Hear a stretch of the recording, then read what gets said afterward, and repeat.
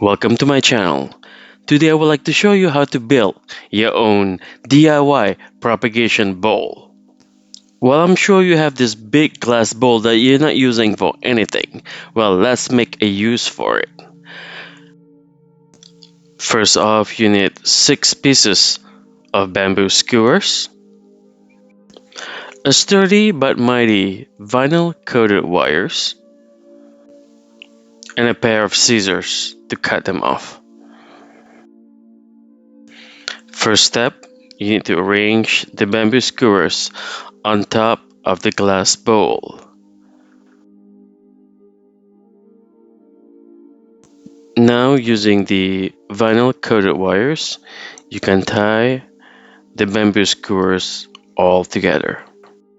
So now you have a flexible bamboo skewers with an opening for you to put your favorite cuttings.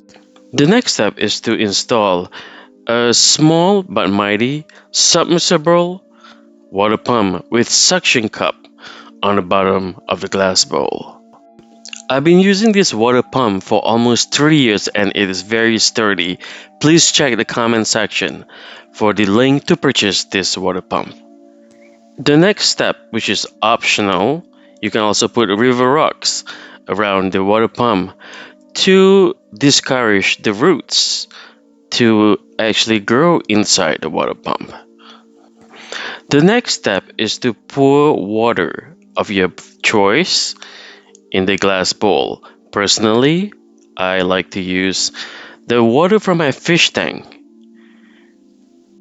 Depending where you live and your location, the water quality is different. So some people like to use the rainwater and some people will choose tap water. To encourage the roots growth, I like to use a couple drops of SuperThrive inside my glass bowl.